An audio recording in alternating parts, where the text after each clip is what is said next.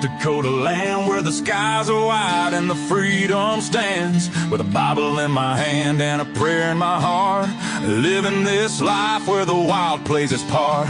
Dust on my boots and my hat pulled low, got my trusty rifle and I'm ready to go. Hunting the game as the sun hits the sky, in the heart of the 701 I feel so alive. Guns and the 701, that's how we roll. Faith in the good Lord, that's how we hold the line of the legacy that runs through our veins. In this wild, wild land where the spirit remains, we're living free, living bold side by side, with God on our plate and our hearts open wide.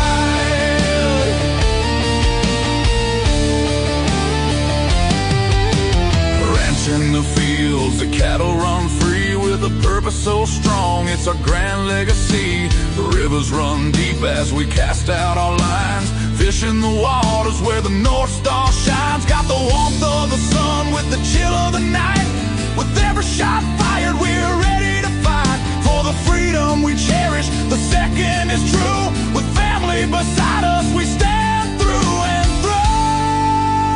Guns in the 701, that's how we roll. Faith in the good Lord, that's how we hold the line of the legacy that runs through our veins. In this wild, wild land where the spirit remains, we're living free, living bold side by side,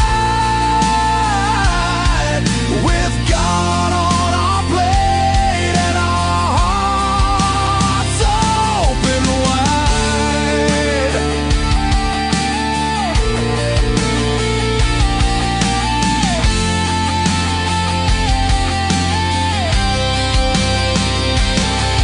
In a world that's spinning with sins that they wield, we stick to our values, our fate is revealed. With the word as our guide, we tread on the earth, a community built from the love, not the curse.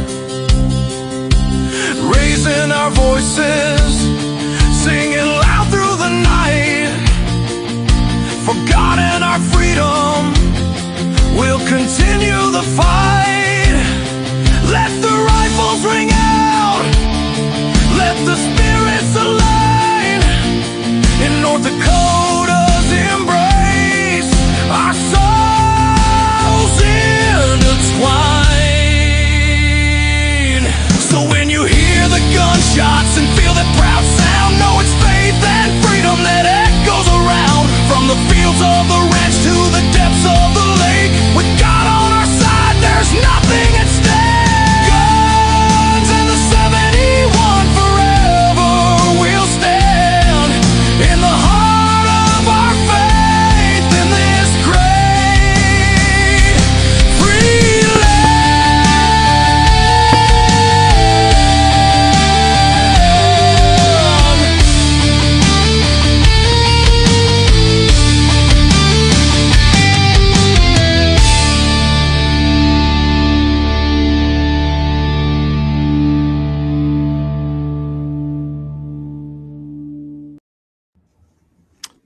All right. Welcome, everybody. Episode 182 already. I can't believe we've done that many episodes. And my guest tonight is Mr. Nate Brown again. He's still with the NRA, but in a different capacity. But before we get going, by the way, Nate, that song was something that we needed to do something because we were getting dinged with copyright infringements. Yeah. So I went ahead and kind of got on an AI thing, which I cannot stand AI, but it worked out pretty good. Most of the video stuff come from stuff I had either done or been part of.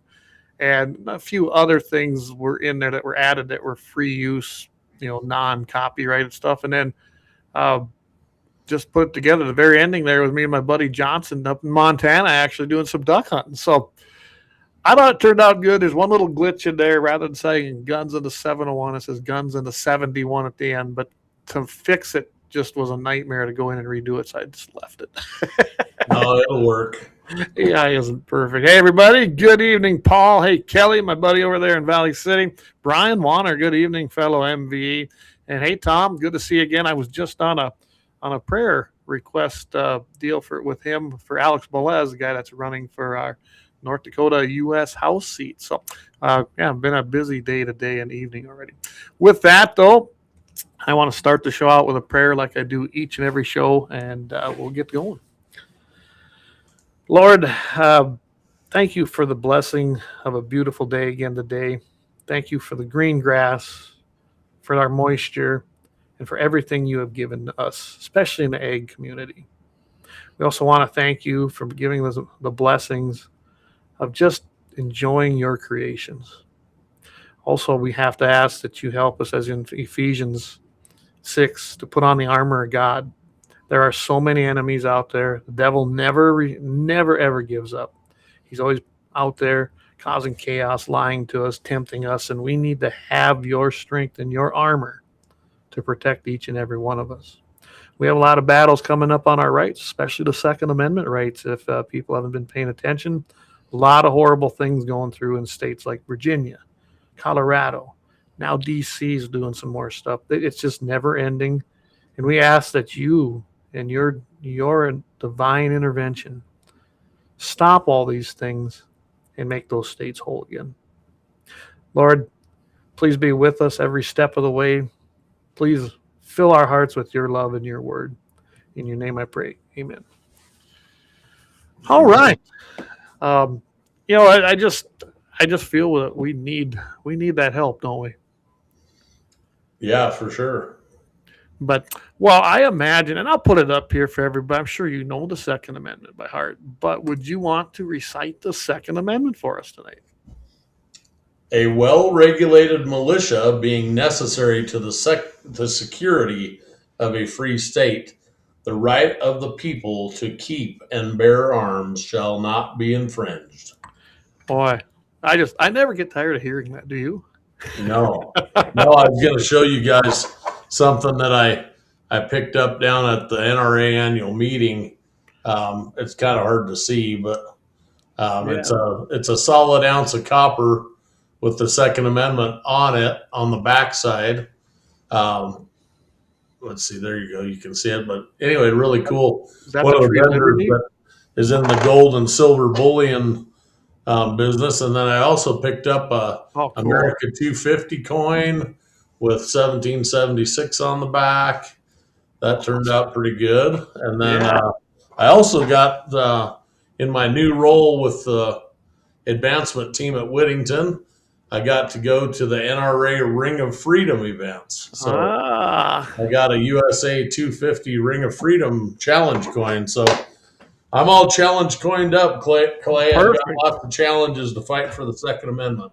Well, and being in the advancement position, that would be the perfect place to put you in the Ring of Fire. I mean, that's your thing. That's what you guys do. So I do understand that. From even when I was there, we had the Office of Advancement. We're going to talk about that here in a little bit. So yeah, I was gonna tell your folks, if you haven't heard of the Ring of Freedom, the NRA Ring of Freedom and Golden Ring of Freedom is an ability for folks to contribute at a high level to support the NRA, ILA, basically any of the programs. They can specifically contribute in any way, but once you become a Golden Ring of Freedom member, you get a gold jacket. They awarded 5 gold jackets at those Ring of Freedom events this year. Oh, wow. To obtain a gold jacket, you have to have contributed at least $1 million of net money to the NRA. So it's really exciting to see that level of commitment coming back to the NRA and seeing people give at a high level. So really quick, a plug for that. If you guys know of anyone out there who's got means and that kind of financial capability, please reach out to Clay or myself. The Whittington Center is a 501c3, and it's a perfect home for anyone who's concerned with the politics that's gone on with the NRA. If it's someone who's been a little hesitant to give, you can't find a better place to introduce the Second Amendment young folks than a shooting range. And the Whittington, if you haven't heard about it, it's a 33,000 acre shooting complex right on the border of New Mexico and Colorado that has 25 separate ranges of all disciplines. It's just a phenomenal place. And going back to your prayer, Clay, the good Lord is, he works in mysterious ways. And as many of you may have heard, I got laid off from the field operations team and was kind of in a position where I wasn't sure what I was going to do, but some folks that are well connected within the NRA reached out to me and felt that I'd be a good fit for Whittington. So I ended up having to dust off my old resume and throw it in the hat, and here I am down in Raton. Yeah, and I've been to Whittington. It's a phenomenal facility. How many disciplines they got there? I mean, it's an all-around shooting complex. That's what it is. Yep. We stayed in the compensation. It wasn't competition housing. It was over in the big cabins in the back that have 4 rooms in them. Yeah, so we have founders cabins and legacy cabins, and yep. There's over 100. There's 120 RV spots at Whittington as well, and they're all at least 40 amp. A lot of them are 50 amp hookups, and it's right on, right off of Highway 64. Just about 4 miles is all from the interstate I-25, so it's really handy to get to. Very easy to get to, and little town of Raton is not bad. I remember when we were out there, we made sure we took a little excursion in, and I think we ate at a Mexican restaurant, one of the local ones, and just kind of checked the town out. But it's just, and there's some great hunting there. People don't know that either. They got a lot of different things you can hunt and put in for tags. Actually, when we were there, a couple of ranges were shut down because there was a hunt going on the other side of that big mountain. So, yeah. Of course, we had to take our whack at the white buffalo, which we all finally hit. Took a few shots, but we got dialed in, and I forget, was that it? I took a couple photos of the white buffalo. It's about 1,123 meters. So yes, I knew it was out there, and I watched the guy. He was there from Minnesota. We had our regional meeting there is what happened for the reps. Yeah. And then we were able to also bring along some volunteers. So I think I had, 2, 4, 6, 8. I think I had 10 or 12 volunteers with me down there, which was phenomenal with what we were doing. So we all had to take a pop. But the one guy from Minnesota, he was using his black powder rifle. Oh, yeah. And if I wouldn't have seen it, I don't know if I'd have believed it, but it was pretty cool because, it's black powder. He shot, and then we waited, and then we heard the ring. So he got her dialed in there, though. It's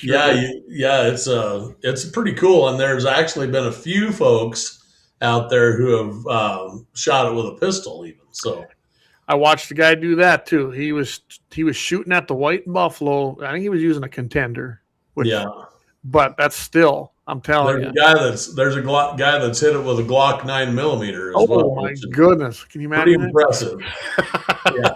So, well, I'll tell you what, before we get going too far, I loaded up the video here of that Whittington has. I just took it from their site. So why don't we play that? Because I think it's kind of cool to give everybody a little taste of what the Whittington Center is, and then we can talk a little bit about it. Because I still want to talk about annual meetings. Maybe we'll do that the last half of the show. So.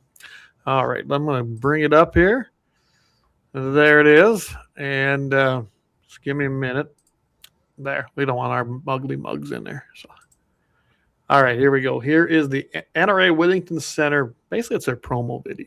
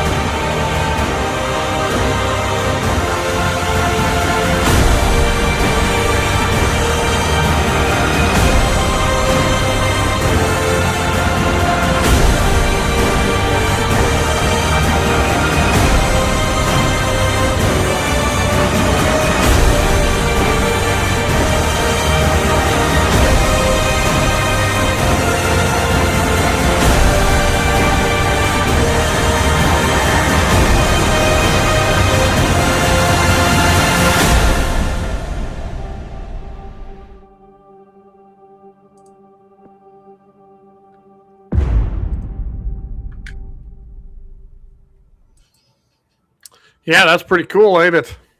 That is. It's a neat video.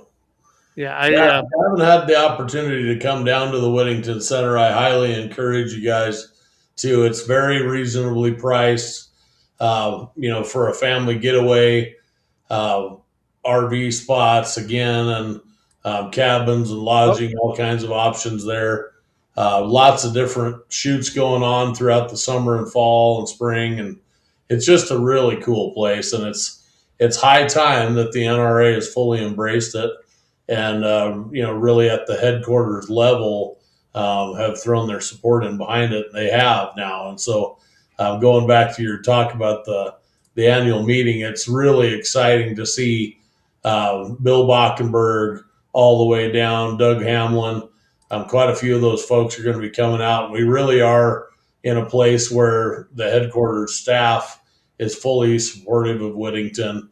And, obviously I'm here. So somebody saw fit to add value by putting someone in a position strictly to advance the center. So that's pretty cool. That's the first time, isn't it?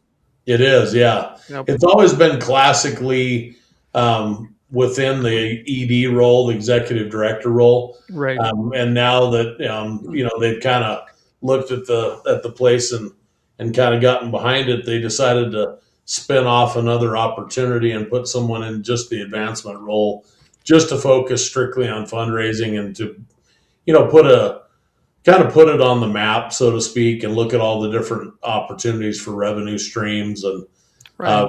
the whole area is really it's a vacation paradise. This whole area really is. It's not far from Taos, and there's a lot of really cool outdoor rec opportunities close by. So, Oh, absolutely. Like I said, I've been there, and I mean, it's just a phenomenal facility. And if people don't know that it was donated to the NRA, that's how the whole thing come about. They've got the Wilderness Escape program, which is for women. Another great program, and I don't know, that thing is growing. I think now I don't know how many hundreds of people attend that, but it's pretty cool. They've got and then our outdoor adventure camp. Yep. I urge you guys to look at NRAWC.org and go to our webpage. But there's a kids camp that's really grown as well, and it's just a great spot to share the Second Amendment and our love for it with the younger generation. So. Right. So I know you were asking, how do you interact with the people here that are chatting? Well, the easiest way, next time we have you on, I'm going to make it so you can be interactive. It'll be more than an invite. I'll give you a login. That'll make it happen for you. But yeah, Paul Metz, he says, do they do training classes there? Yes, they do. They do, yeah. And we're in a position right now where that whole apple cart is being tipped upside down. We're really focusing on making it more and more attractive to all levels of training in all disciplines of for all the disciplines of shooters. So, yeah, absolutely. Well, I know some of them they've got the defensive academy, I guess is what they call them now, the academy. But then they do a precision rifle class training. They do NRA certified training courses. I think they got some archery stuff. I'm just kind of trying to remember off the top of my head. It's been they really do. Yeah, they have a really cool 3D walkthrough archery range. Yeah, and dispersed camping. If you just want to go camp, you can at a very low cost. That's something that you could camp some of the cabins are pretty rustic. But if you have a background like I do, that I've spent about half of my adult life in the backcountry of Wyoming, so dispersed outdoor camping, wall tent camping, that kind of thing. I mean, it's a perfect place for that kind of stuff. Yeah, I'm going to pull this up here. If it should come up here, there it is, right there. I'll make it a little bigger for everybody. So, what you can see there, that's the founders' cabins. That's the area I was staying in, and you can see there's quite a few there. But check this out: $100 per room for 2 people, or $120 for 3 to 4 people. We had 4 people in our cabin. Yeah. 4 people for $120, $50 a night, essentially. No, actually a little bit more. But still, I mean, you can't stay anywhere for that. And they're nice. They've got a commons area with a kitchen and a living room, and then you've got your 4 rooms. I mean, you're going to pay way more. You and I both know you'll pay way more than $120 for 4 people in the Black Hills of South Dakota. Oh man, yeah. And try getting a room at the Hampton in Cody, Wyoming in the summertime. Oh, I mean, I don't know if it'll pull this up. Oh, there it is. Can you guys Yeah. see that or not? Yeah, there it is. You got your 4 bedrooms in the corners. It's got everything you need. I mean, it isn't even a question. And there's 3 bathrooms in there. So there's plenty of everything. And we had a blast down there. It was a lot of fun. We got to do a lot of shooting. Well, very honestly, Clay, inexpensive. it's really the kind of place that if you're looking for an inexpensive opportunity to have a family getaway, again, I mean, you'll have to log in or call in and check on availability. The cabins do get pretty busy in the summertime, but if you're willing to think out of the box, maybe Memorial Day, post Labor Day, kind of right after Labor Day weekend, there's a lot of opportunity in the fall and spring, especially where you could bring your whole family down and stay and shoot, and there's a pro shop, there's ammunition, there's all kinds of shotguns and rifles to rent and to use if you just want to check some stuff out and play with some different opportunities. It's just a cool place. And if I remember, isn't there a museum there too? Yeah, and that museum was actually very close to completion. It's the Pete Brownell. Well, it's actually the Frank Brownell Museum of the West, or Museum of the Southwest. So, really cool collection from Frank Brownell. There's some awesome old time guns in there. That museum is actually being completed right now. It's actually there's a lot more in there right now than just what you see on those old photos there, but. Yeah, and I can tell you that. So when I was out there, this is the new one, right? They just built this not all that long, or did they add on? I knew they were doing something. The museum was an add-on, yes. Yeah. So this stuff was actually housed in a different building when some of the older stuff, and it was pretty cool. And I knew they were going to do this, and that's how many years ago. I'm telling you, you're going to want to get out there and see some of the cool stuff. And they've got some local history that's really New Mexico based as well, if I remember correctly. Yeah, and actually on site, there's some stuff that's kind of that Van Houten. You can barely read it. New Mexico. Van Houten was a mining camp that operated as a city. I mean, they had a company store and 1,200 people lived there at one point in time. But there's a coal mine right up on the actual property. So there's a kind of we almost have like our own ghost town, Yeah. Hey, Dan, good to have. Dan Brown was one of the guys that went with us, one of our volunteers to Whittington Center. So Justin, good evening. And Lynette says, can I just book and come stay for a vacation? Yes, you can. Yes, you can. You can. And I'm telling you, you're going to love it. Just even if you don't go there to shoot, just to see the area. I'm just going to give you guys all fair warning. It's the kind of place where we've got more and more people that are just coming here with a big fifth wheel, and they just park their fifth wheel here and leave it all summer. They love it so much that they'll actually travel back home, for a couple of weeks, get some work done, and then come back down, and they just leave their fifth wheel there. So it's a really cool opportunity. And the point of, kind of the new NRA 2.0 board and the trustee board of Whittington, they really want to make sure that everybody in the NRA, every member across the state of New Mexico and the country knows that they're open. It's open for business, and they're all welcome. You're all welcome to come. So yeah, it's there. You can kind of. I'm going to pull down the chat just so people can get. Look at that. Yeah, look at that. Isn't that impressive? There's the layout of it. Maybe I'll zoom it up here if it'll come out there for everybody. Those are the RV campgrounds. I am actually living in the West campground. Pull up the West RV and scroll up a little bit, Clay. Yep, right there. I'm all the way at the very, very bottom, and I have a herd of about 25 or 30 mule deer that just live in my yard. So, it's wildlife viewing opportunities. We have deer and antelope all over, of course, in the low country. And then up on the hill we have our own on-site herd of elk that we hunt every fall. Right. We get landowner licenses because of the NRA owns 33,000 acres entirely. So, well, you said there you got the West RV campground. Then there's the East RV campground. That's a little bit closer, I think, to the roads or something. Kind of looks. I don't remember honestly. They're right next to each other. They're both within a mile of the actual headquarters building. So yeah, it's a very easy place to maneuver.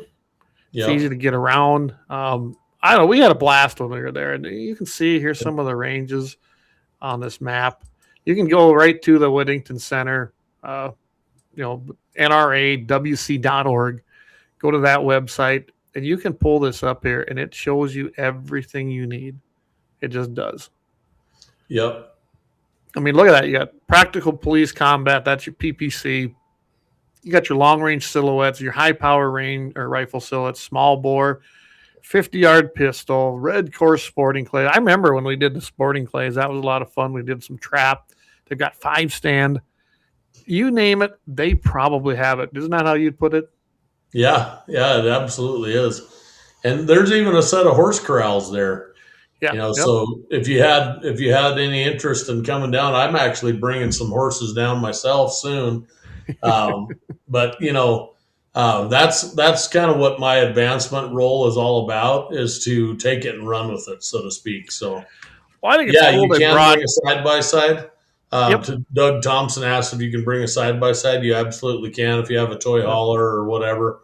And Doug actually was another one of the volunteers that went with us on that trip. So that's kind of cool that these guys are, because Doug's been there, but it was kind of structured because we were there for our regional meetings, but we still got to see a few things. Yeah, they're a little bit, we are a little bit careful about you don't want, it's not necessarily like a UTV or side-by-side or four-wheeler recreation facility. There's no, it's not a place to race around. We have a speed limit, I think it's like 10 mile an hour, sometimes 5. No, it's 35. It's 35 on the stretches, and there's some roads that are blocked off, and all right, it's not, but there actually is. We're in the middle of developing.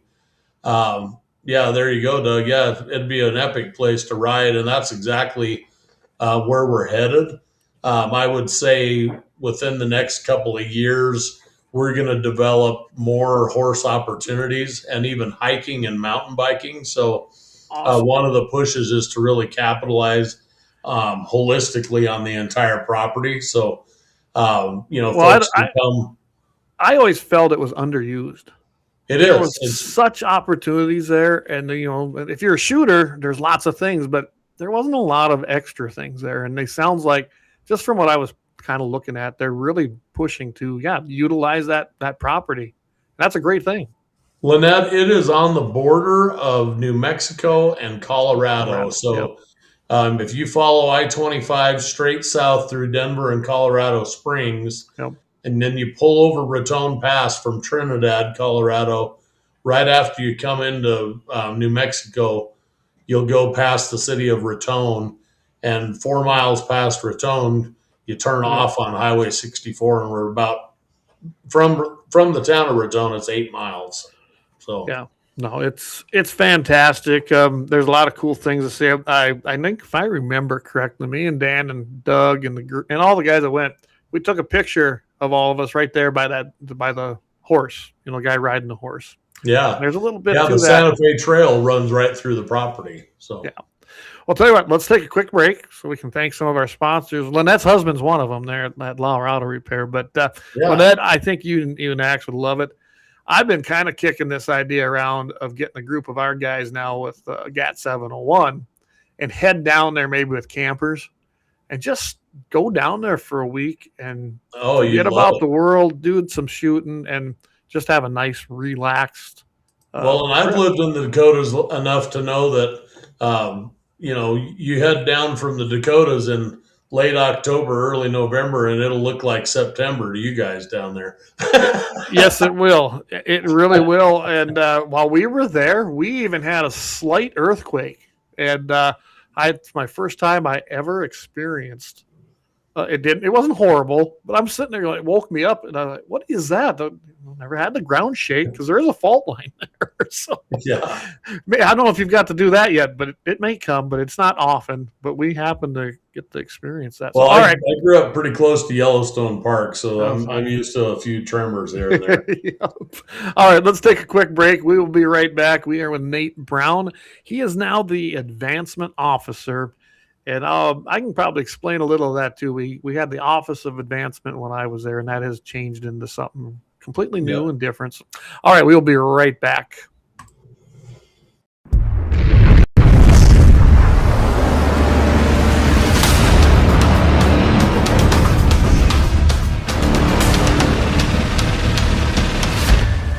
LAUER Auto Repair, located at 309 South Washington Street in Bismarck, North Dakota. Give them a call at 701-258-6308. The team of mechanics at LAUER Auto can take care of any problem your vehicle is having. And when you do business with LAUER, you can be assured you're doing business with a pro Second Amendment America First repair shop. There are plenty of other auto repair shops in the Bismarck-Mandan area. But why take a chance at patronizing a shop that might not have your beliefs at heart? Make no mistake. Make no mistake. LAUER Auto is your pro Second Amendment repair shop. When you talk to the guys at LAUER Auto, don't forget to tell them that you heard they are a sponsor of Guns and the 701 and that you appreciate their support of our pro Second Amendment, pro North Dakota live stream and podcast. That's LAUER Auto Repair, 701-258-6308. 701-258-6308. Located 309 South Washington Street in Bismarck, North Dakota.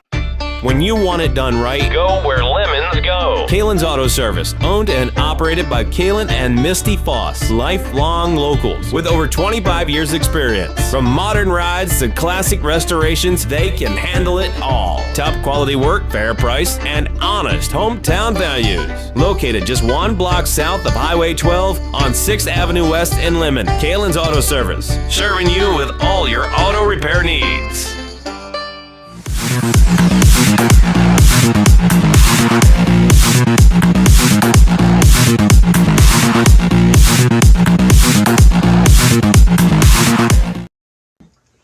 All right, we are again back with Nate Brown, or do you prefer Nathan? Either one, Nathan or Nate's fine. I think I know you good enough now. I can call you Nate, right? Yeah. No, so he is the advancement officer at the NRA Whittington Center. So when I was with the NRA, we had it was new back then, was the Office of Advancement. Same kind of premise. They were going after donors, actually specific donors. And I'm sure you know about that. And it didn't really work out how they thought it would. And then it kind of turned into something different. And now this, I don't know if you're part of that, because I think Whittington Center is part of it. It's still in existence, actually. The Office of Advancement is live and well. And, really what the point of the Ring of Freedom is just an opportunity for folks to, through the Office of Advancement officers, we all seek out potential donors at a high level, all the way from, the Friends program is great as well, but it's specific to programs. So Right.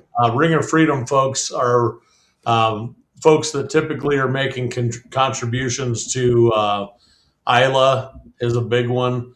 Yep. They're the ones that fund certain folks that are running for office, all those types of things. And, the NRA has always been the biggest gorilla in the fight. We're 155 years old this year. And so, I hate to say this, but we're all aging out. I don't know if you've noticed the demographic at the average shoot these days, but if you're not at a 4-H shoot, there's getting to be a lot more kids that are staying home and playing video games and things like that rather than going to the range. So it's not just that, Nate. It's everything. It's everything. Yeah, it is. And, we're really in a position in this country, I believe, that, we're one or two election cycles potentially from losing our Second Amendment rights. No. I mean, Reagan said it. We're only one generation away from losing it all. Yeah, that's right. And I mean, if they go in there and, if they decide to load the Supreme Court with a bunch of extra justices, look out, folks, because the world as you know it could change abruptly. So it's very scary that it isn't so much that the Democrats have a bench, but I know Republicans. I know actually conservative Republicans are just so fed up, not necessarily mad at Trump. They just don't want to vote. And I'm like, that's a big mistake because the Democrats always vote. Yeah. And they go find votes and they go steal votes. They may even, people that are dead may vote, Well, and we've done nothing. This is going down a different rabbit hole. I think the SAVE Act is very important. And I don't care. Thune needs to just drop the bomb and get rid of the filibuster and go to a simple majority, because it's the first time the Democrats take control of the Senate. They're going to do that to us this time. Yeah. And we got to pass some things that are going to save our elections. We really haven't fixed any of the problems we've seen in 2020 and 2024 too. Just the whole too big to rig was a real thing. They couldn't do it. They couldn't overcome it. And I'm telling you, I keep warning people. Yes, we have two-party system. I wish it wasn't that, but that's the world we live in. But right now, it is profoundly different between real Republicans and Democrats. Democrats are communist Marxists who hate this country and want to flood us with illegals and completely destroy exactly what the foundation of this country is. At least we have people like the Trump administration standing in the way of that. And it's kind of scary because look at the House right now. Kind of nice that some of these Democrats have resigned because of fraud and other things, but the House it's wavering there on the line, isn't it? It is. And I don't think we're ever going to see I shouldn't say that, but it's going to be tough to see a 60, threshold number for the Senate. Yeah. And now with all the redistricting going on. It's gone on and different things like that. It's pretty rough. Yeah. I mean, and Texas is one of those states that's, they're trying really, really hard to take over some counties in Texas. And, yes. That's one of those strong houses for the Republican Party. So I think Virginia is a net loss now from here on out. I just don't see them coming back from what they're doing in there. It's like they want to be the East Coast California. And it's sad because that's where an NRA headquarters is located, is in Virginia. Yeah. They might have to make that move to Texas. I mean, I don't know how you function and do the things in that state if they can accomplish what they're on the road to doing. It's going to be very interesting to watch this. I know a few people live out there, and some of them are planning to, if things go through, they're just going to leave. They're going to they're done. They've been fighting that. Yeah, there are discussions at the high level of NRA ending up in West Virginia potentially. Well, do you blame them? I mean, I love that building. That building's awesome. Yeah. You can't move that building. On that range downstairs? Oh, come on. Yeah. Yeah. I even got a little peek at the vault when I was up there. I did. Yes, I was privileged to go see the vault. Oh, my goodness. Yeah, it's pretty phenomenal. That is cool. That's where I had my white gloves on. I was holding, they'd just gotten the guns in from the Monty Walsh movie.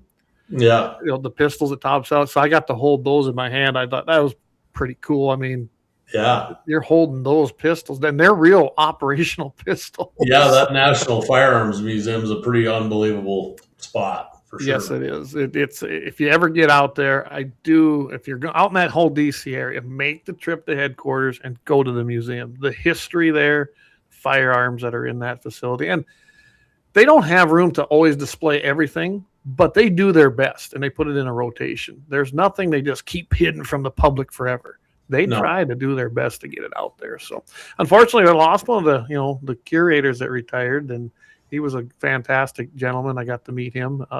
They both. Phil Schreier actually just passed away. Yes, that's what I'm getting at. We we lost Phil, but Phil and Doug were awesome. They really were. Yeah. But so, hey, Jamie's in at 701 Nation. Good to have you with us. And Gene says, I was contemplating entering the Western Nationals over the 4th of July week, but my kids are coming here, so next time. So, yeah, I mean, you look at Whittington, and they've got something going on all the time. It looks like they're doing more than what I used to see them do, and I'm glad to see that. That's fantastic. Yeah, and that place it's really in the national spotlight with the NRA, which is really good. There's a lot of cool things in the works right there, so I'm excited about it. There you are. Yeah. Well, I guess Elon must be messing around with Starlink tonight. So I have to ask you a question, Clay. What does MVE stand for? That I got to militant. I can't remember myself. Somebody, come on, help me out. Help me out. I'm a newbie. I've only been on this 3 times now, so I think it's a militant violent extremist. 701 Nation, JD, good evening, MVEs. I'm trying to figure out what an MVE is. I believe it means militant violent extremist, if I remember. It was a term given to us by Homeland Security, by the way. There you go. Yeah. I figured it was correct me if I'm wrong, guys, but I'm something pretty funny. sure that was militant violent extremist. But Yep. I might be wrong. But that's it's the label they tried to basically, people like you and me, Nate, people like Jamie, people like Dan, any of the people that listen to us, we were considered an enemy of the state, essentially. And I remember seeing these things, and it was written in the Homeland Security paper. Brian Warner wins the prize for the night. Yep, militant violent. Brian, the next time you're at Whittington, remind me, and I've got a Whittington Center 53-year anniversary challenge coin. Awesome. Look at there, giving prizes away. All right. And if nothing else, buy you a box of shells from the gift shop. I could get a hold of Nate. He can get it to me, and I can get it to you, Brian. So for sure. Yeah, it's. I think it's a fantastic facility. Whittington Center has been underutilized for years. It's. I always hate this term, but it kind of is. It's the best kept secret, right? Yeah. I still run into people. I never heard of this place.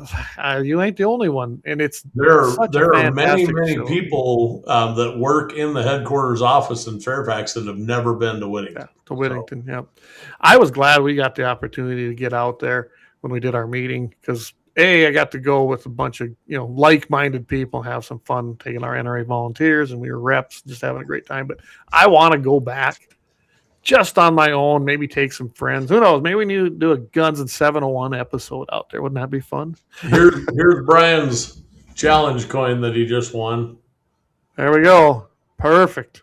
I don't know how well you guys can see it, but it's a little blurry, but you can see the Then on the back, it has the Second Amendment on the back, actually. So it's the best amendment in there. They're all good, but that's the best one. Yeah. Without it, we don't have the rest of it. So, yeah. All right. Well, I'll tell you what. I know we want to talk a little bit about the annual meetings, but yeah, I guess why don't you put your information out as to how to reach you if they're interested in any information? Who knows? We might have some donors here. I know that we want the big. You want your bigger donors. We always do, but it's always. Any donation's great, and it keeps that place running. To Gene's point, yes, we are. That's one of the main things that I'm trying to get done is to really put it on the national level spotlight with all of our firearms industry partners, and that's in the works, Gene. That's one of the specific events that we're trying to get back to Whittington, and that's just one of the things. Things change, people change, people get frustrated with the way things are with the NRA, and some of those events have moved. But the NRA is on a great trajectory now. Annual meeting, going back to your point, Clay. I mean, annual meeting, that was the first one I'd ever been to. It's really cool. If any of you have the opportunity, next year it'll be in Atlanta, Georgia. It's completely free if you're a member. Obviously, travel and those expenses come into play, but there's no entry fee if you're a member of the NRA. But it's like this year, 14 acres of nothing but vendors. So every firearm company you can possibly imagine. I actually ran into the guys from ANA, secured a really good item for our vendor or for our Founders Day weekend that we have over Labor Day here at Whittington. ANA's actually.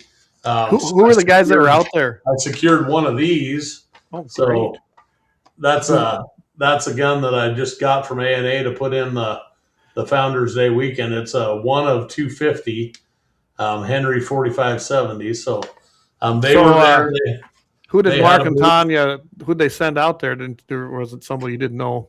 Yeah, your friend Jack Haynes. Jack. Okay, good. Yeah. Good. Yep. Jack does a lot of stuff for A&A. He's been hooked up with him for a long time. I recently bought a couple meat grinders from him off Bismarck. Didn't know it was him, and it turned out it was him. So yeah, we kind of that's a great gun. I'm excited to have that in our. We're not sure. We may do a pre-event raffle with it or something, and we're kind of teasing out ideas. But it's a very special gun. I mean, it's a 1 of 250 and fully engraved, and got 250 on it. We're going to put the Whittington logo on the stock. And fantastic! It'll be a cool gun. And Founders Weekend is an event that we hold Labor Day weekend at the Whittington Center. It's a 3-day event with food and all kinds of entertainment, live auction, silent auction, and it's kind of a thank you / fundraiser for the Whittington Center. And the Whittington Center is for everyone. You don't have to be a big donor to come to the Whittington Center. At annual meeting, going back to annual meeting this year, it was just an unbelievable opportunity to touch base with folks from every walk of life, all the way across the entire United States, that love the Second Amendment, love the NRA, and showcase the ability for folks to just come to the Whittington and celebrate the Second Amendment in a very organic way, by shooting and learning how to shoot different disciplines. That's one of the things I think when you grow up in the Dakotas, we've talked about this a little bit, Clay and I have, you take for granted the public land capability that you have living in the Dakotas or in Wyoming.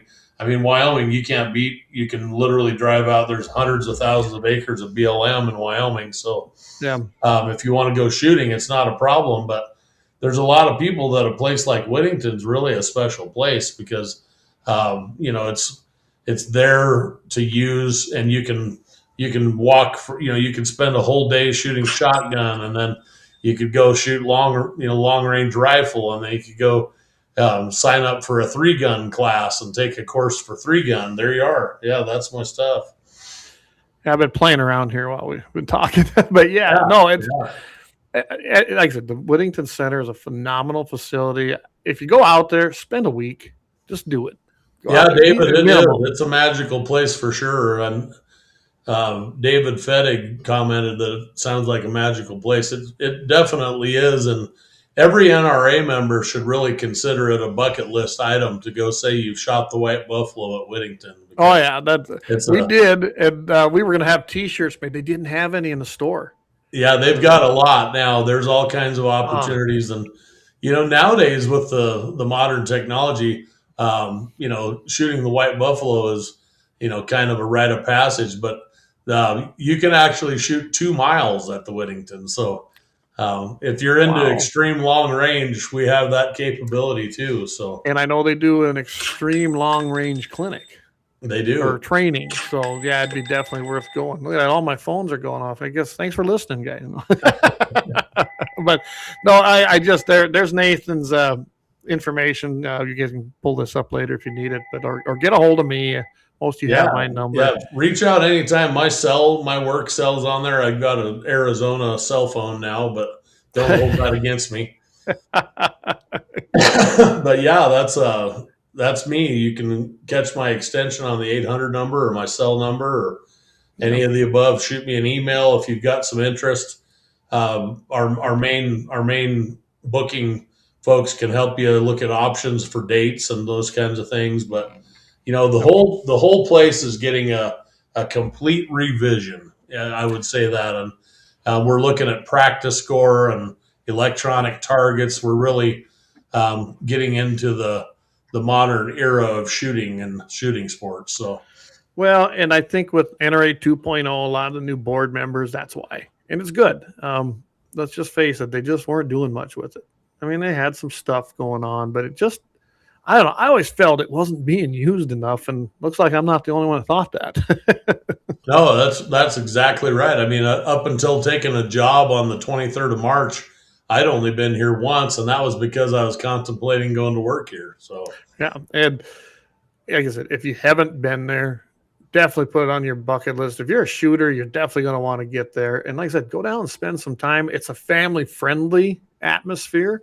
It's a great place to teach your kids. You know, it's everyone from beginners to experts. There's something there.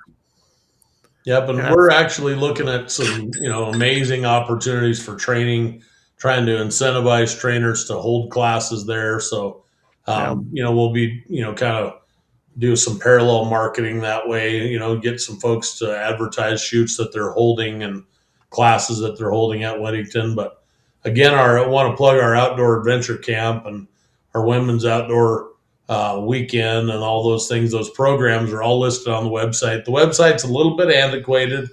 We're in the process of doing some work to revamp that and kind of do more to showcase what we have available. But shot marker, exactly. David's hitting on that stuff, and for the shooters themselves, the competitor housing, that's competitor housing right there. That's actually that's all of those heads and stuff that you see. Those were donated by Colonel Robert Brown with the Soldier of Fortune magazine. So that's kind of the commons area at competitor housing. But $75 a night. It's kind of like a dormitory, but a great place to come and just shoot and enjoy it. And if you want to kind of go whole hog, so to speak, you can always stay in a founder's cabin. You stay in the Brownell cabin or the Loopold cabin. And I see that registration's open February 1st, so I imagine it's full by now. But you could check on it. I don't know. Well, there's always little glitches and little things, and then again, I want to focus on like the RV options. The RV park, it's an amazing. We have 120 RV spots, so bring your toy hauler and your RV and come down and. Heck, if you want to bring a tent and camp out, I'm also reaching out to the motorcycle folks because, there's a lot of folks that are 2A friendly folks that ride motorcycles and they don't even know that they can come and just camp. A lot of bike folks like to just pull off and camp, so. And they've even got some primitive camping. So if you're tenting it, you can probably do that. Totally. And it's not that far. I mean, it's called primitive, but it's not what you think. It's pretty easy to access it. So and even our primitive camping, there's bathroom facilities and stuff that, running water and all that good stuff. So it's a good spot. So the 2027 camp, they've already got, you can register for that right now. Here's the 2026 camp. Yeah, this is for the Adventure Camp Youth Program, and that's another great one. I know we actually sent some people down there one year.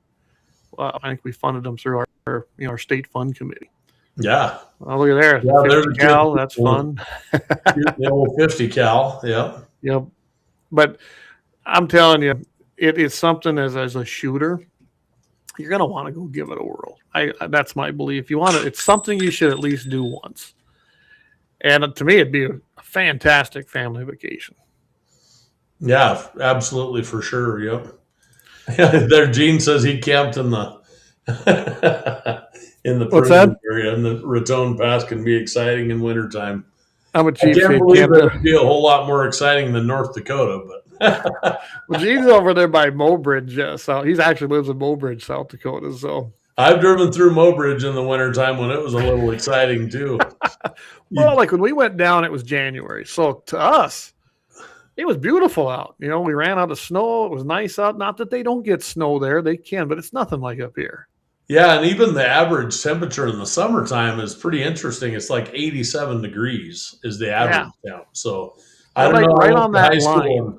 I went to high school in Ellendale, North Dakota, and I can promise you it's higher than 87 a lot in the summertime. It's a sweaty Betty out there, southeastern North Dakota. Well, everybody, again, if you need to get a hold of Nathan, get a hold of me. I can get you his contact information, and he's pretty easy to find. And I can send it all. It's just easier if I just send it all to you and get you hooked up. As far as that goes, go hit that website, and that's NRAWC.org. NRAWC.org. And you can make your own reservations plans, or they'll hook you up with Nathan. I'm sure that if you ask for Nathan Brown, they'll transfer you. I'm literally right in. You take the first right once you walk in the main doors of the office, and You're right there, right by the gift shop and that whole thing. Yeah, I have a pretty cool office. I got out of my my little travel office when I was in field rep world. There's my office, guys. So you got a permanent one. You can put some got stuff a couple of. That's a Dakota whitetail right there. That's a Texas whitetail there. I did a little homage to Texas. That's big for Texas. Yeah, he's a pretty cool buck. Yeah, and I've got a Wyoming black bear on the wall and a North Dakota raccoon. So there's a story there, but my blackmouth cur dog and my red heeler had a run-in with that raccoon when I was working in the oil and gas industry. So, and that coon ended up having half of his foot, his back foot was pretty much completely gone. So I ended up having to put a mount on him. He was missing the top half of both ears, got a bunch of scars on his face. And you're saying he was a fighter. He got his foot in a trap and lost half of his foot or something because he was kind of an old trooper. So I thought, well, I probably better get him mounted and put him on the wall so he can be remembered for an old fighter. All right. Well, we're top of the hour pretty much. We're going to take a quick break. And again, if you want to hit it, NRAWC.org. Everyone listening on the podcast after this, NRAWC.org. That'll get you over to the Whittington Center. Go check out the website and see what they have to offer. I mean, it's fantastic. And we're going to talk about the annual meetings. I can tell you right now, being I see that I think it's 2028, it's going to be in Orlando. I just might have to try and go make that one. But we'll be right back after some words. Isn't that how the TV does it? After some words from our sponsors. Be right back.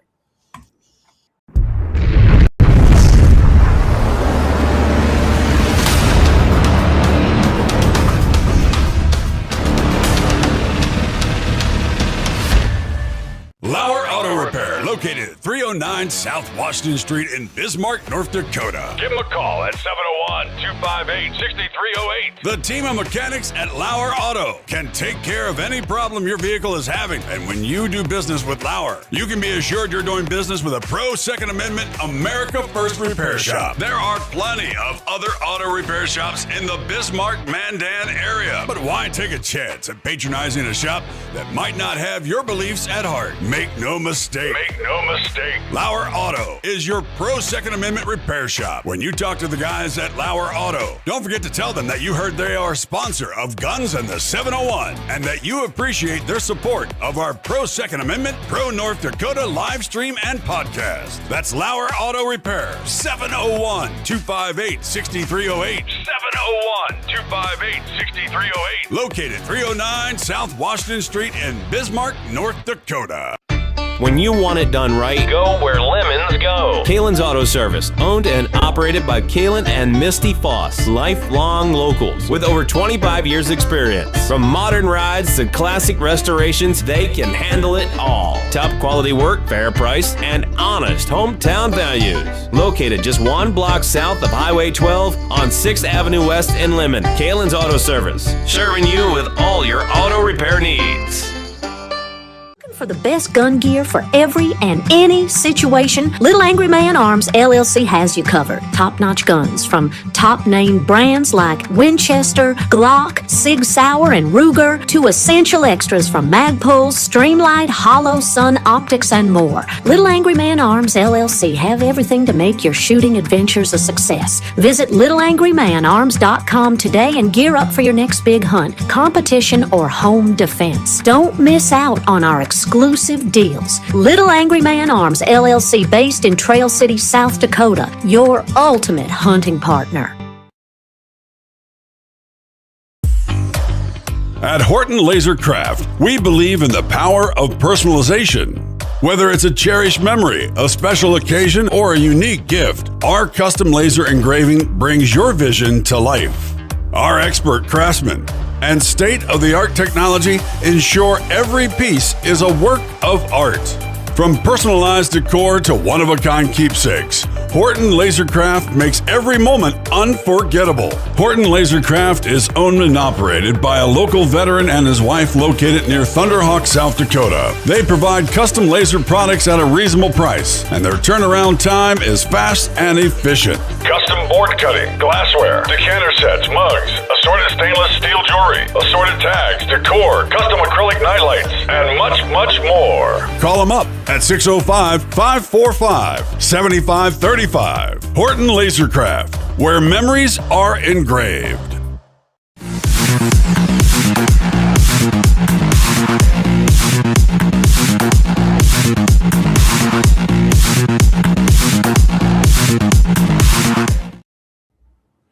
All right, we are back. I don't see Nate back yet, but that's okay. Let's see.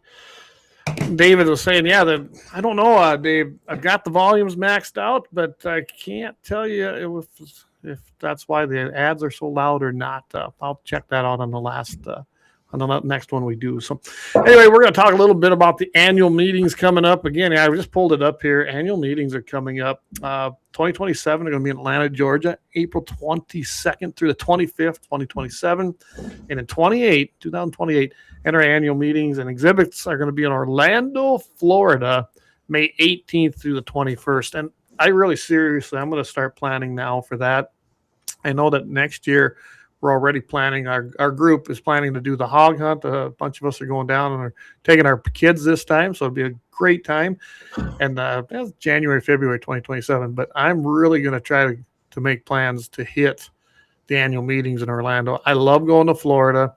I think it'd be a great opportunity to go down there and make it just kind of an all-encompassing vacation / fishing / hunting and taking the NRA annual meeting. So, I got to put all that in there. And yeah, one of the best things about annual meeting, Clay, is that you rub shoulders with, like this one that was just in Houston last weekend. I just got back last night. There were between 70 and 80,000 NRA members that showed up at that. So isn't that something? It really gives you a different perspective when you're surrounded by so many like-minded people. It's kind of like church for NRA members, really, Yeah, I can remember even when we'd go to our regional, meetings, or we'd get together, out at headquarters just with the reps and the field operations division as a whole. Just having that many like-minded people just feels good, don't it? It does, yeah. Yeah, it really gives you, some faith in the Second Amendment and people that love it, and that, it's not a battle that's been lost, Right. Dan says, I went to Arizona in February 2024, stopped at the center on the way and shot trap, pistol range, and rifle. I was the only person in each range at the Whittington Center. And Dan's been there before, so. Yeah. Dan, what was the weather like in February of 24 in February? Yeah, I imagine it wasn't too bad, was it? Well, I wouldn't think so. Let us know. I know what's this one here, David. That amazing improved shot marker is awesome, man. There you go. Yeah. I noticed I got something new in my Restream. They're changing stuff. Every time I click one on and show it, then it gives me a different color on my side. You guys don't see it, but it's kind of messing with me because it's like, what's going on over there? But anyway, yeah. So let's annual meeting. So I can tell you right now, and I know Jason had actually encouraged me at one point. We'll see. I really am kind of thinking and throwing the idea around of running for the NRA board. I haven't committed to it yet. Next year, possibly, but we'll see where I'm at. Nothing else, maybe 2028. If I'm going to the annual meetings in 2028, for sure, maybe that's the time to do it, right? We'll make that a two-year run, because all I can tell you is that I think they need just a few more good members on there to implement everything that NRA 2.0 You guys are on Facebook, which I know probably quite a few of you are. Check out a site called Members Take Back Our NRA on Facebook. There you go. That's a really good website to stay, or Facebook page to stay up with what's been going on at the national level with the big board and all that kind of stuff. And they're doing a good job, I think. Old Shoots Trash, that's a good descriptor for you, whoever you are on Shoots Trash, talking about the NRA. We got one of these guys on here. Well, shoots trash. I would say this about GOA. You guys, every Second Amendment group out there is awesome. It takes a family of all of us to get together, but there's no larger gorilla in the fight than the NRA. And even GOA will admit that they can't even carry the water that the NRA does. So absolutely. I'm not opposed to GOA at all. I'm proud to be, that they're in the fight with us. Second Amendment Foundation's another one. There's a lot of groups that popped up, but the undisputed champion of Second Amendment protection has definitely been the NRA. 155 years in this fight. Yes, and we've talked about that so many times on here that love or hate NRA. NRA is the number one organization, especially after 1968 Gun Control Act, and then in 76, I think it was, I'd have to go look at the actual year when they formed ILA, that's when they really got involved into politics because of the passage of 1968 gun control.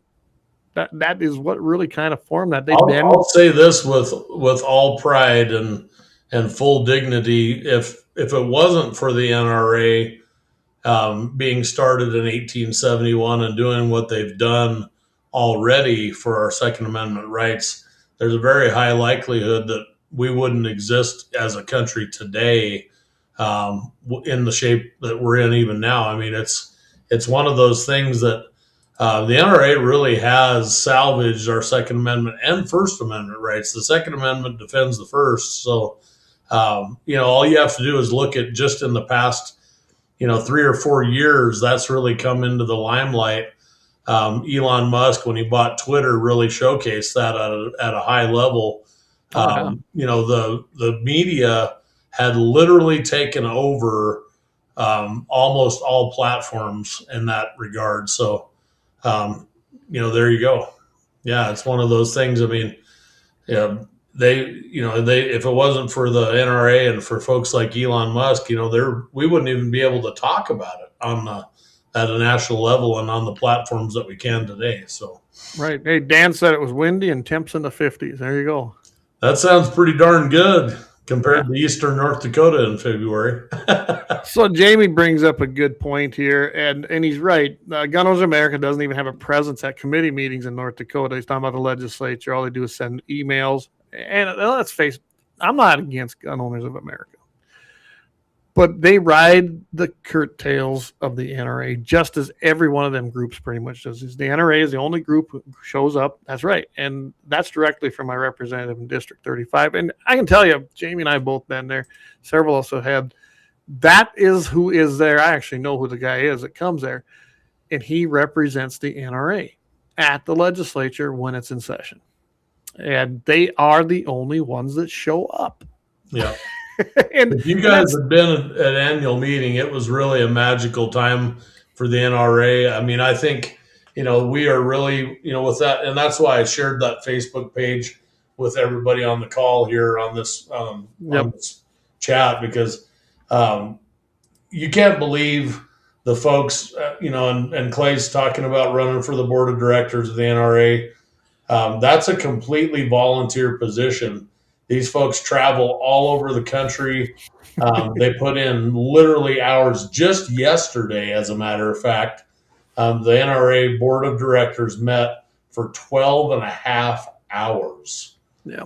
And Houston, just to get all the things dialed in that needed dialed in. So, oh, look at there. We just got hit hard.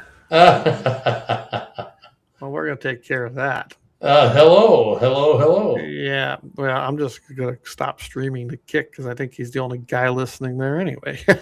There. No more Kick. Oh, boy. I'm telling you, right now, like I said, I've very much been considering running. Because I've talked with, I know several guys that have run on there now. Craig Haggard's gotten on there. Jason Wilson, our former Florida, he was a Florida field rep, and then he become a regional director, and now he's on the, Al Hammond, he's on the board of directors. And there's an array of other ones. But I spent a lot of time with Al this weekend Al's a good great guy. Absolute champion for the Second Amendment. If you talk to him again, you'll have to ask him how we had him pinned down when we were down in Tennessee at our summer meetings in paintball. We had that boy. There was no escape. That's funny. We had some fun. And going to that point, he just loves this place. He's a huge champion of the Friends program and the whole field operations. He's been at every level in the NRA, and I think it's really high time that summer and winter meetings for the field operations staff come back to Whittington. I think it'd be fun to have it there, you guys. I really do. It's just, again, a fantastic place to hold stuff like, and you guys, it's already owned by the NRA. Yeah. Why not use the facility? Well, and I think when you're in the fight for the Second Amendment, one of the best things you can do as a team building event is to go shoot. Absolutely. Yeah. And we did that when we were out there. But so getting back to the NRA annual meetings, we know that the board, I knew they were going to meet. I didn't realize it ended up being a 12-hour meeting, but there's a lot of things to discuss. I think they've made a ton of headway. Well, they got into bylaws. I should say that wasn't a big fight. No. One of the things that's very important to do with the NRA Board of Directors is to basically make absolutely sure and certain that there's never an opportunity for anybody to take over that board again. So, and my question is I know at one point they were talking about shrinking the board too somewhat. I don't know if that has come about. I think it's a good idea. It's a huge board. It is. 76 members is a huge board. And they are, the NRA at a high level is seeking consulting regarding that. But I think the original intent was to include folks like Clay Peterson from South Dakota, to make sure. I mean, there's only 50 states in our union. I think what the original intent was probably good, but you can get kind of hung up in the weeds when there's that many people and that many opinions. But it's pretty important that the NRA is for everybody. Oh, it is, and I can tell you right now, I know what the commitment is. That's why I haven't. I got asked to run this year. I was like, nah. I have way too many things going on here right now, especially some of the changes I've made here at the ranch. But my boys are getting to that age where in a year or two, they should be able to handle the day-to-days, and Dad can go do stuff like that because, like you mentioned, they'll get paid for that. Not everything has a paycheck, and I'm fine with that. I'm in a position in my life where I can do that. And I think that's most of the board members there, wouldn't you say? That's their position. Because it's not a paid job. You are traveling pretty much. No, and honestly, a lot of the board, they don't even seek reimbursement. There are possibilities for travel reimbursement, but obviously it's very well controlled now. And a lot of the folks that are on the board now, they don't even seek that out. They're really in it to win it, and times are tough and people are struggling. Who you want. But there's folks that are on the board that get a little bit of reimbursement for their travel and comp their rooms, but that's about it. Obviously there's some group meals and stuff, but I can tell you it's a new NRA from the top level down. I mean, there's a lot more transparency. Even the Whittington Board of Trustees is, it's completely revised and revamped. They've added a lot of people from all over the country. They added trustee members from all across the country just to ensure that it wasn't a little group of old white men that were running the show, Basically, I'm a white guy, so I can diss on white people. There you go. But there's a lot of sensitivity out there about that, and we really want, the NRA across the board really wants the Second Amendment and the NRA to be for everyone. It's for the membership is what it's for. So. And I can tell you this as a retired rep. It was tough for me at times. I'd get questions from the volunteers. I'm sure even in 9 months you were there as a rep, you get these questions. We don't have the answers. We were spoon-fed some bad information, some fake information. They call it fake news now. And I literally, like I was telling you before the show, I went to bat and defended what, Wayne LaPierre and some of these guys, because that's what we were told, right? And it made us look foolish after we found out everything was going on. So talk about causing a trust issue. I mean, I was like, man, I defended this guy because I really believed what we were being told was the truth. And then I find out it wasn't. And it wasn't just him. I've seen some of the things Skip has made, some of the comments he's made. And now you look at the situation with the NRA Foundation and trying to essentially change bylaws and go off on their own, which they can't. The foundation was created by NRA. Yeah, for sure. And in the bylaws of the NRA, they can't do what they're doing, but they don't care. And that was their attitude. It's that same group of people, some of them that left the board or got defeated, went over to the NRA Foundation board, or they were part of the old guard at NRA, and now they planted themselves at the foundation. Yep.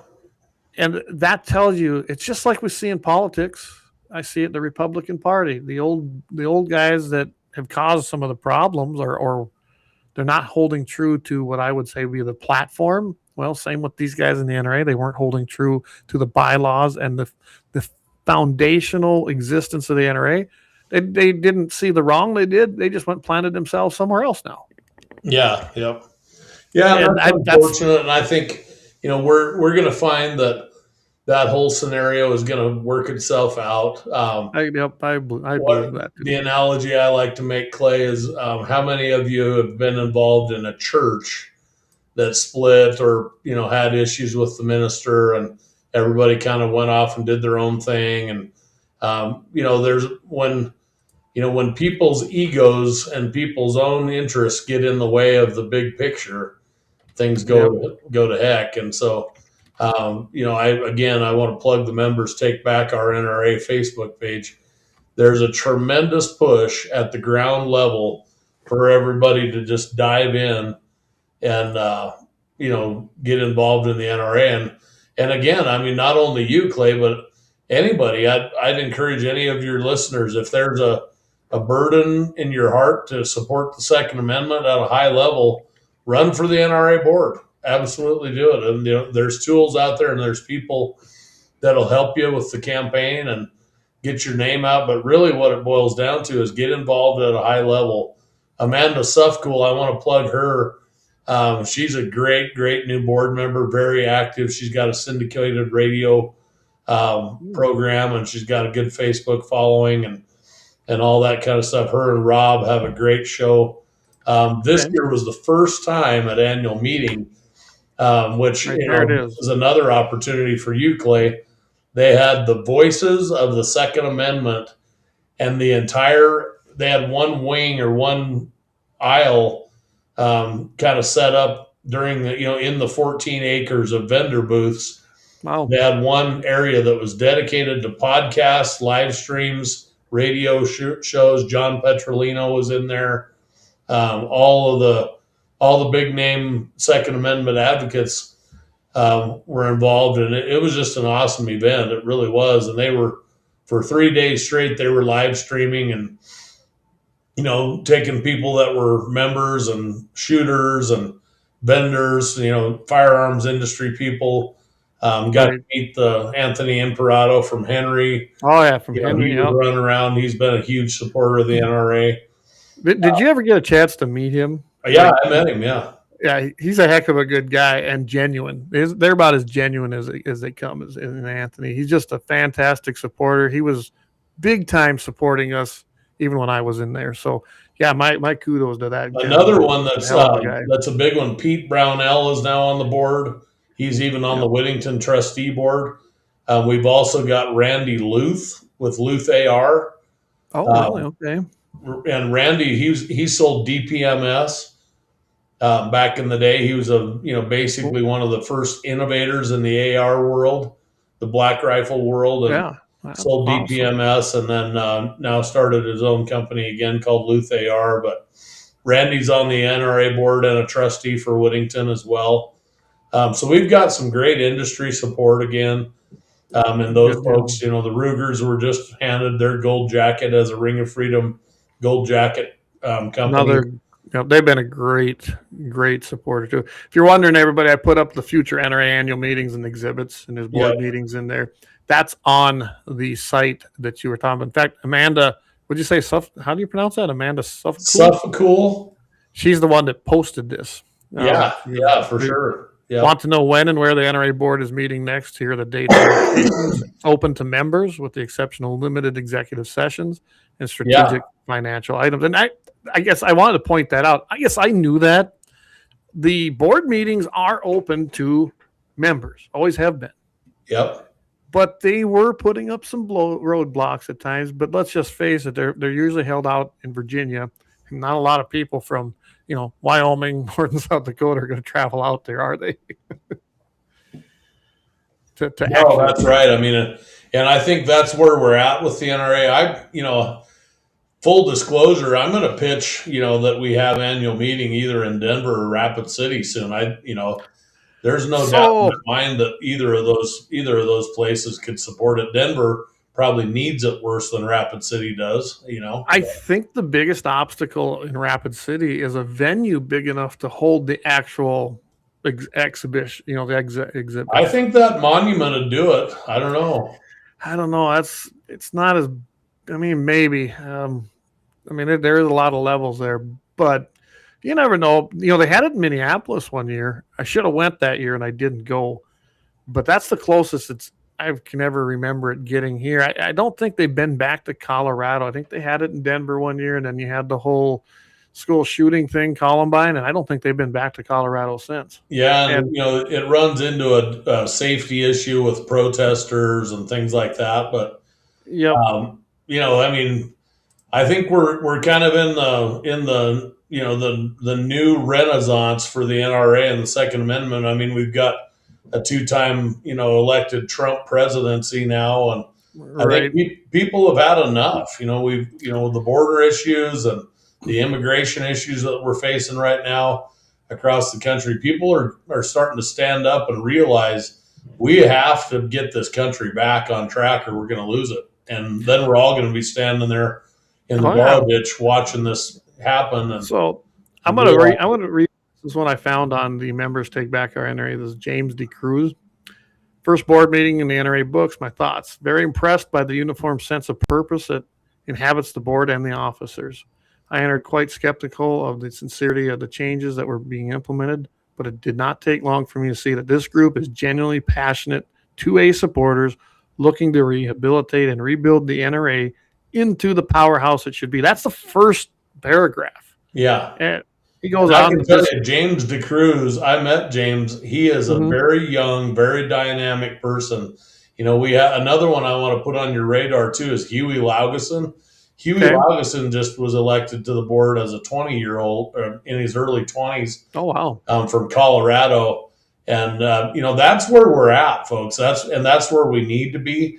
We need to get some young blood involved in the Second Amendment fight, or we're totally going to lose this fight at a large level. That's very true. And like you said, we're getting older. I'll be 52 this year. It's not old, but if we don't bring in the next generation, it will go away. Yep, it's done. There I am. I actually made your highlight reel. I'm over there in the green shirt and the cowboy hat. Oh, let me see. We're at here. Down here? Yeah, upper right there. Corner. There I am. There he is, right there, everybody. There I am. That's the voices of the 2A that we were just talking about. And we literally had, probably, I think there were 34 different media groups with podcasting equipment set up and radio, TV, videography equipment set up, just interviewing folks, Well, and I had actually considered, except it's right during calving for me right now. Yeah. The next time in Orlando, it's in May, so that's better. But April's out for me, at least right now. If we can just talk Clay into running some good heifer bulls, then we wouldn't have to worry about it. Just and then come home. Yeah, no. But I would love to be there. And I had thought about that. It looked like I probably, when I looked online to see what it took to go there as a credentialed, broadcaster, we're legit. I mean, we have everything we need. Oh yeah. And we definitely could have done it. And I think it would have been interesting to do that and actually broadcast live from the NRA Annual meeting. So we'll see. I haven't decided yet.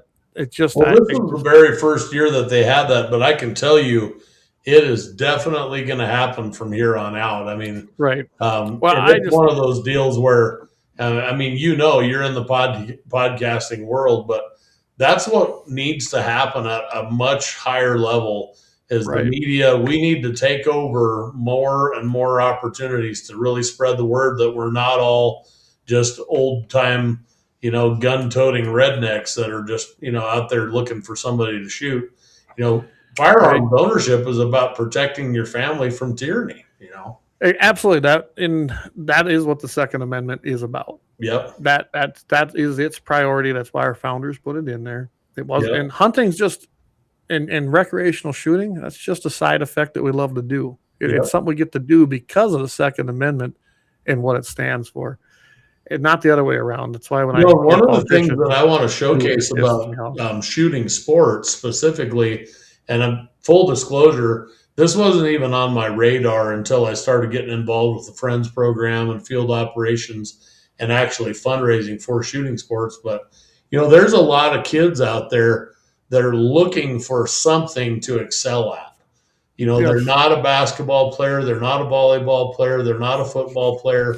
They don't have that type of athletic ability, but you'd be surprised at how many of those kids that are kind of on the fringe, you put a gun in their hands and teach them how to shoot, and all of a sudden it trips the trigger. I'm like, wow, I can do good at this, even if it's just silhouettes or clay pigeons, targets, whatever.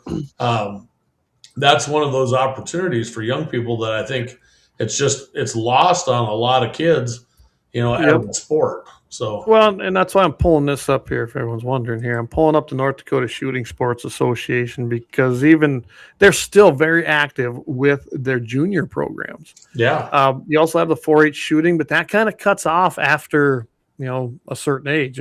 They don't exist. It's just not there anymore. These guys have shooters that go on into college. We, as the Friends of NRA and the North Dakota State Fund Committee, we funded the NDSU shooting sports or their shooting team when it first started. That's how it got going. Yeah. And of course, they had a lot of other fundraisers going on. But anyone in North Dakota, a lot of people still don't know this, that they have an active junior program. Yeah. And I really, really encourage you guys to go check these guys out too, ndssa.org. It's a very grassroots organization. My friend David Feddick, who also has 701 Marksmanship Show here on their network, he's part of this now. Him and I have had some great conversations. I've been in contact with one guy, and I need to do some more with him because he wants me to come up and take a look at the range. You talked about the old guys and the old guard. It's changing their rights. They're just starting that process here. And the younger guys are coming in, and they want to really do some things at North Dakota Shooting Sports Association. They really want to do some things with the Bismarck, Mandan Rifle and Pistol Association's range up by Moffett. Start modernizing it, start getting it, do some maintenance and fix some things up that have been neglected. Yeah. And that's all because you got the younger guys entering that. So that's good, but I'm telling you, if you want to get your kids started, get a hold of the North Dakota Shooting Sports Association. They can put you into contact with people that are going to get these kids going because, Nate, you're absolutely right. If we don't bring that next generation, we're kind of in trouble. Yeah, I hate to say it, but, we've got some ground to make up for sure. Absolutely. We've kind of dropped the ball a little bit with the whole COVID time, and people's mental health is at stake in a lot of ways. And, I think that, it's high time that the conservative folks in our country realize that we've got to get our voices heard. We've got to be out there actively fighting for our way of life, or it's a lost cause. Yeah, no, absolutely. I'm looking at their board of directors here, and I know a lot of these people on there. Eric Pepke, they're in that Fargo area. Him and his wife were both part of our Friends of NRA programs. They're very active with the shooting sports. Tom Thompson, now he's retired. This guy he knows the junior programs. That's your guy if you want to contact somebody, because he will do you right and he'll get you in touch and active within the programs. That's what he does. He lives and breathes it. We were just talking about board members doing the same thing. We're finding people like that, right? Yeah. People got to live it, breathe it, and really embrace it. Honestly, when we're talking about pay, I don't want the guys there that want to just strictly be paid. They're not there for the right reasons. I want people that are involved with these things because they want to give back and support it with everything they got. Yeah. And whether that's financial, whether that's volunteering, that's the people that make these organizations strong. Guys getting paid, it's just that. They get a paycheck, right? That's right. And Having an active, and nothing against the folks that are that have wealth, but I think we're in a position where the representation has to be across the board from all levels of society. Yep. Even and this is something that's kind of lost on folks from the Dakotas and Wyoming and that part of the world, but we're really seeing a resurgence, or not a resurgence, but the African American community, the Hispanic community, some of the most marginalized people in society who actually need the Second Amendment and need protection are finally starting to figure out that the NRA is for them as well. And, I think we have to wrap our minds around that, without brushing shoulders with people and sharing our love for guns and for firearms and, just the opportunities. I mean, we all grew up with a 22 and a dad that would take us out plinking or shooting rabbits or whatever. But, if you never had those opportunities, that's one thing that I'm focusing on at Whittington. We have to have the mentality that if somebody drives on site and they pull up to the front door and they've never seen a gun, they've never held a gun in real life, they've never had a dad introduce them to firearms ownership, we have to have a mechanism at the Whittington Center and other clubs and shooting ranges across this country where we have somebody that's hospitable enough and loves people enough to really say to those folks, hey, you don't have to be scared. We'll bring you on. We'll show you the range. We'll put a suppressor on a gun and make it where it's not a loud bang right away. And We'll put hearing protection on you. But we want to show you how fun this really is, and it's not about killing something. It's about proficiency. And it's about learning how to be proficient enough that you have a comfort level that you can protect yourself and your family if you need to. Well, and you want it to be an enjoyable moment. Yeah. Anytime you're introducing somebody, I don't care if it's a kid, a young adult, or a 50-year-old man. If you introduce them to it in the wrong way and it's not fun, it's not enjoyable, and it seemed burdensome, they're never coming back. There you go. They're just never coming back. You really have one. You're spot on, Clay. That's exactly what I'm trying to say. You really have that one choice or one chance when they walk on site. The first time that they're interested, that first impression. Yep. Yeah, that first impression is absolutely key. If somebody doesn't really take them and wrap their arm around them and say, "Hey, we just want to show you what this is all about," we're not going to push anything on you. It's not about politics. That's what I think. And it has to be really universal. One of the most amazing opportunities to do that. Yeah, shooting sports, learning how to shoot, whatever it might be, the discipline, that first interaction, and it should be colorblind. I don't care what color you are. I don't care what you look like. But it should be somebody who, when they show up there, and the reason we had these discussions back when I was rep, it should be, hey, hi, my name is Clayton Peterson, NRA field rep. Welcome. What can I help you with? And it should be smile. It should be happy and uplifting. That right there, that first impression will set the course onto how that goes. Yep. But if you got some guy up there like, hey, hi, what you doing here? That's not what you want. You don't want that. Yeah. Yeah. Don't hit them overhead with a bunch of rhetoric, Right. about politics, just all politics aside, one of the best things I've ever heard anybody say is, when have you ever changed anyone's mind by standing and screaming in their face? Never. Yeah.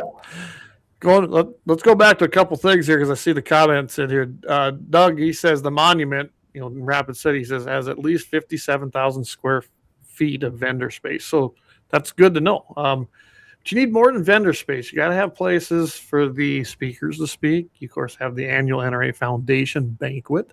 There's a lot of other things going on there too, but I would love to see them at least look at it. Can you imagine dropping 70,000 people into Rapid City area? And that's just I think it would be bigger because you're going to draw the people from my area. You're going to draw from neighboring states. You might even draw some Canadians down there. Trust me, there's Canadian NRA members, everybody. I think it'd be absolutely great if you could do it. Kelly says, I had a friend's daughter make the national match last week in Talladega. I have not seen that, Kelly. I'm going to have to go look that up. That's what I'm getting at. The North and South Dakota, I don't know if it's because we have so many opportunities to just go out and shoot, especially out here in the rural area. I mean, I got my own range right here. I don't have to go nowhere. But with that, people haven't really gotten involved then in those competitions, honestly. Yeah.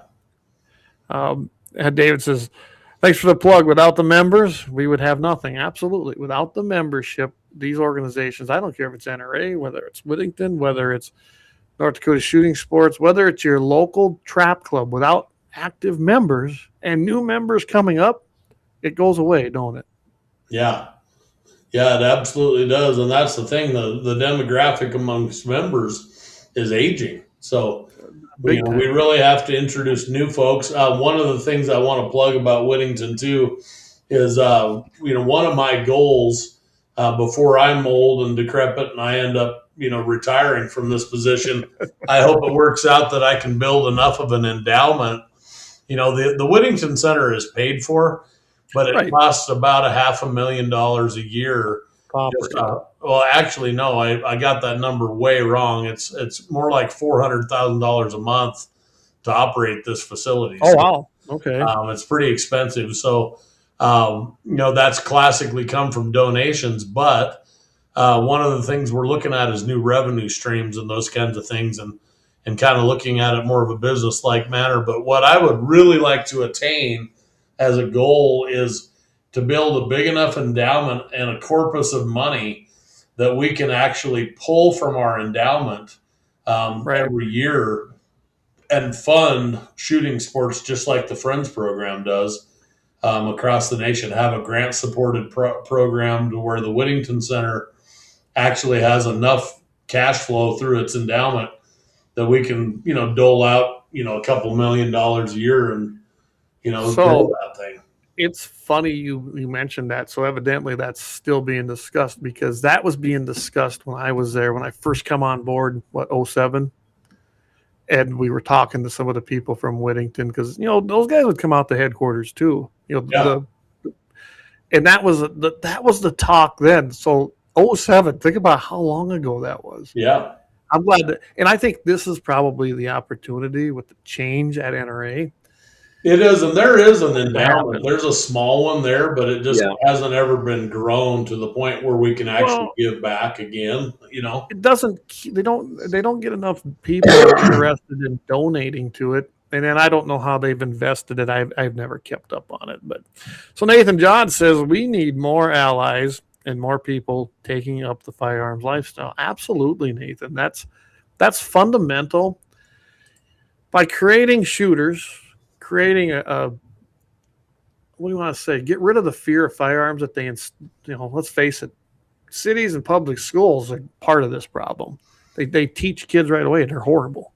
I mean, I had a cousin in the Twin Cities who he was younger and he come out to my place one time. He goes, are you a bad person? I go, why would you say that? Well, because you have guns. That's what he was taught in school. Yeah. And when you got to get rid of that. That whole rabbit hole of public schools, I call them government indoctrination schools, but I'm not even going to go down that tonight. But that's what we have to overcome. When you actually, like people like me, I didn't grow up hunting, believe it or not. I don't know if I told you that, but I didn't start hunting till I was 16 years old. You know why? Because I had a friend and his dad invited me to come. He's the guy that introduced me to firearms. And I'm like, I am that example of introduce a kid to hunting and shooting. Hey, you'll never have enough money to get in trouble because you're going to spend it all on that. And you're going to create a lifelong Second Amendment supporter doing it. Yeah. You know, hunting and shooting is the vehicle that's going to create the political activist that defends the Second Amendment. It always has been. Yeah. And if you don't start them young, and my kids have been handling firearms since they were old enough to hold one and shooting them. If you don't start them at that age, well, and I would encourage landowners too. That's one of the things that I've noticed in my life, and you've probably noticed it as well, Clay. When I was a kid growing up in southeastern North Dakota in Ellendale, I graduated in '93 from Ellendale, North Dakota, a small town of 1,200 people. I could literally leave the town of Ellendale in a 2-wheel drive car and drive county roads and hunt pheasants. Just about any direction from Ellendale, North Dakota. There was so much land that was, it was all privately owned, but we knew each other. We knew those folks. You asked permission, you did the right thing. You had a dad that taught you how to do it, or a friend. And once people realized who you were and understood, and then, we started leasing all of our land to outfitters and different things. And I've been in the outfitting business. I see the business side of things. But I would like to encourage landowners to at least entertain the idea of taking young kids in and letting them hunt, and letting a few folks, even if you have a lease with an outfitter, tell the outfitter, just say, here's the deal, I'm going to let you hunt and you can lease this place, but I want you to be okay with introducing opportunity to youth, because that's one thing that's changed a lot across the West. It's changing in Wyoming and in South Dakota as well.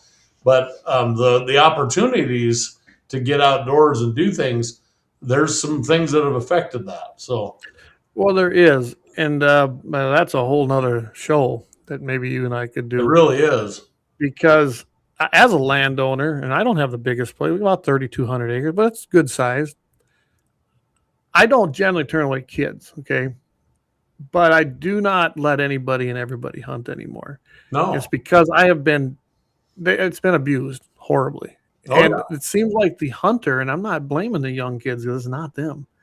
The hunter as a whole, and I'm talking these 25 to 35-year-old entitled people, the attitudes they have makes me want to say, go pound it. Yeah. Or they'll trespass on the land. And that's not good. It's not good for landowners. It's not good for hunting. It sure isn't good for gun ownership. And it surely isn't good for the Second Amendment. And I don't know where we bridge that. And I don't know where this attitude is developed, because I sure didn't make them be that way. It is. It's a tough nut to crack. And you're right. I mean, we're not going to solve it in one. What do we have? About 13 minutes left. But I just want to encourage people to at least, at whatever level you're able, with your place, whether it's a local church group, from your church, maybe you just, you say, hey, to a few key people in your church, your minister, hey, can we offer the opportunity for a few of the youth in a very controlled manner? I love, the South Dakota Youth Hunting Adventures for that very reason. I was just going to mention I've gotten to be really good friends with Mr. Jim Skoll, and I think that's the kind of thing. It's just a great organization, and mentored hunting. It's not lost on any of us. We grew up in these areas in the Midwest where we're fairly conservative. People are generally good people. That kind of thing. But we have to understand that there's a lot of people that haven't grown up with our ideals, and now they're starting character. and they're starting to move out here, and that's causing problems too. I can't tell you how many people I run into that have moved here from California, have moved here from Oregon and Washington, Pennsylvania, all the states, Colorado even, that it took till now. This is the problem. It took till now for them to get fed up. Well, it's been bad for 20 years plus in them states, and they're bringing their ideas with them, and you're starting to see that show up in our local city councils and our county commissions, and now they're raising havoc in the cities, but it's coming to us. Yeah. And that's a problem too. So I want to answer your questions. I was going to say, we got some deals here. Kelly Chase said that was the Junior Olympics. Doug said that they have the theater, and yeah, I know the theater. I don't know how many that holds. I've been in there for several things for speakers. It kind of depends on the speaker. You bring in President Trump, which he can show up at times. Oh boy. And has. Now you need a big facility. But I still think if they could make it happen, they should. Maybe they work in conjunction. You've got that whole Central States Fairgrounds area now too. So there is some things, and it's not unheard of for these big annual meetings to have a couple different places, all part of the annual meeting and convention. Corey said, my nephew is heading to Salt Lake City for national archery this week. Garrison, North Dakota team. See, this is awesome. That's Kelly pretty asked, cool that the kids from Garrison, North Dakota are going to Salt Lake to shoot. That's what this is all about, folks. So Kelly asked, are there any programs that go into schools? So through the NRA. I know when I was a rep, we had YHEC. I'm sure you remember that youth. Yeah, YHEC is coming back to the Whittington Center. Awesome. It has kind of moved away, but Matt Fleming and David Helmer are in the outdoor and hunting conservation. Matt? I know David pretty darn good. Yeah, and those guys are running the NRA's hunting and conservation side now. Spent a lot of time with those guys at annual meeting. Al Hammond has facilitated that at a high level through the board. That YHEC will be back at Whittington, so Youth Hunters Education Conference. So yes, Kelly, and I also want to plug the Eddie Eagle program. Eddie Eagle has been, kind of let go in the Midwest and, in this part of the world. And I think it's just hard to see for folks who've been raised with guns and firearms ownership to see the value of it. But it's very, very popular in Missouri and Indiana and places where there's still a lot of kids that haven't had exposure to guns. So I tried to do that here, right? And I was able to actually get it into a Head Start program, which was interesting. I didn't think I'd be able to do it there. Those are pretty young kids. Yeah. The school, no interest. And then there are some parameters there. They really encourage to have law enforcement do it. First, you got to have the law enforcement organization in your area willing to do it. And I couldn't believe the pushback on that. Now, it's been several years since I've been a rep. But we didn't really have friendly faces in even in our smaller law enforcement communities that wanted to help facilitate Eddie Eagle. Yeah. And Eddie Eagle is a phenomenal program. Where we did do it, I ran into them kids years later, and they're like, "Oh, I remember when you did it," because I went out and did it myself a couple times, because I could do it as a rep, and I don't know what the parameters are now, but I think that maybe it's changing. We've helped pass a lot of laws where schools can arm their teachers and their staff. I think the shootings have all made that happen and changed that outlook, rather than being sitting ducks in a school to now saying, hey, wait a second, we better probably maybe start embracing some of this. So who knows? But Eddie Eagle's, it's a great program, and it does definitely, the kids who go through that, they remember it. They really do. Oh boy. And another thing too, Kelly, is the youth, 4-H shooting sports has been very, very supported by the NRA and the Friends program. I know that's not necessarily directly in the schools, but, it's school kids that are there. So I would encourage, everybody that's listening, get your kids involved in 4-H. And, and if there isn't a 4-H shooting club in your local community, try to support that any way you can. Volunteer, help get one going. One of the folks in Riverton, Wyoming, that's just awesome is Cindy Pfister. She's in her 70s. She just absolutely champions 4-H shooting sports, and it's just a great thing. It really is. It's a good program, and as we all know, 4-H is actually a government-run program. Pretty much, that's how it is, which is amazing. They've kept it, and there's a lot of good shooters come up through that and become junior Olympic shooters. And same with, like I said, when I contrast North and South Dakota, and that's who our mainly base is of listeners. North Dakota, I'm going to encourage you to go to North Dakota Shooting Sports Association and start there, because they have one of the best junior shooting programs for all disciplines that I've seen in a state organization. In South Dakota, it was 4-H. The South Dakota Shooting Sports Association didn't focus on that near as much. And they did focus a lot more on legislative issues, which is fine. So, not all created equal. That's okay, but they are there. As far as junior rifle clubs that used to exist in the schools, they kind of went away, but we did start supporting the ROTC junior programs. That's supported by NRA, and even established teams like in Minot and Sioux Falls and some of these other towns. And that's when I was there. I hope it's growing. I have no clue what it's doing now. But so there are places and there are schools. And if you don't have one, reach out to Nate. Or reach out to me. I'm not a rep anymore, but I'm still connected. I can probably find somebody to talk to.